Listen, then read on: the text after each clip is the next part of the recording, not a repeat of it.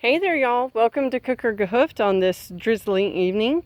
Starting out with the kitty cats, I wanted to talk about how we have at least 2, maybe 3 of our girls in the mama way.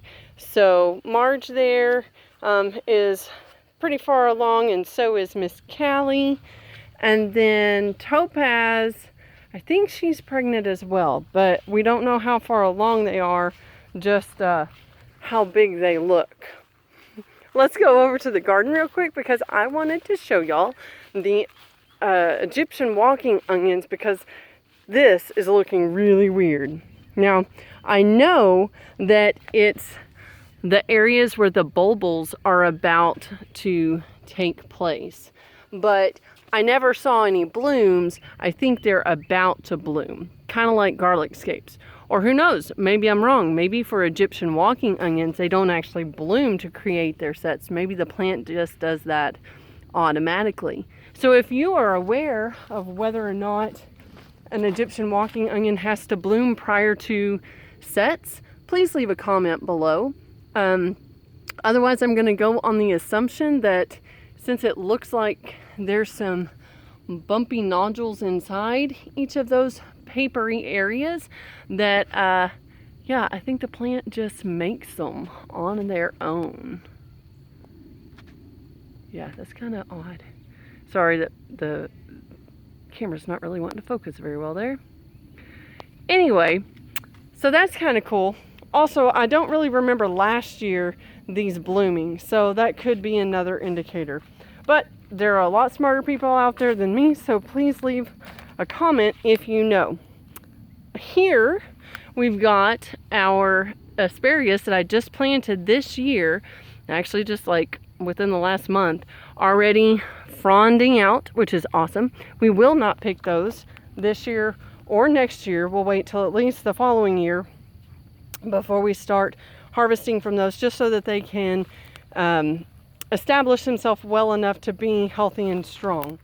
I'm a little disappointed because our asparagus bed that has been established for about 4 or 5 years and has done well the past 2 or 3 years is not doing very well this year. Now, I know it's got a lot of weeds. It's the cleavers mostly. And we've got this area right here where the asparagus has been growing okay this spring. Maybe I do need to clear out this section, but I don't know. Maybe it's too much competition for it. Maybe it's because I let a native or invasive sunflower grow there last year and it took out a lot of nutrients. I'm not sure. I just find it weird that this one area is producing this year, but the rest of the row, I guess, that had been producing for the past 2 or 3 years, I just haven't seen anything from that area this year. If you know about that, feel free to leave comments below there as well. And finally, there were at least 2 people in a couple of videos ago who guessed this particular plant, who is a freebie in the pot of blueberries, correctly. That is in fact Virginia creeper, but I also learned something new from one of the comments that someone left, because they mentioned that Virginia creeper has some oxalates that can irritate the skin for some people, just like poison ivy. I never knew that, but that's good information to know.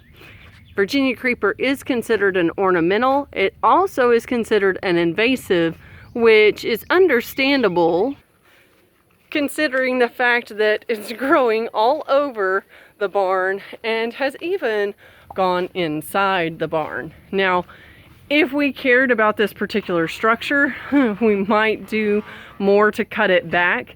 But since honestly, we're waiting for this building to fall down. I mean, if you look over there, it's rotting from the inside. It's not worth salvaging. It was too far gone by the time I purchased the place and realized what kind of condition it was actually in. That's why we don't keep anything that's very valuable in there, because in the event of a collapse, we don't want to have significant loss. So since we're not super concerned about plants affecting the structure, I'm just enjoying the wild look of letting that Virginia creeper climb up wherever it so chooses over here. All right, y'all. Hope y'all have a blessed day. Thanks for joining us, and we'll see y'all next time here at Homesteading at Kooker Gehoofd.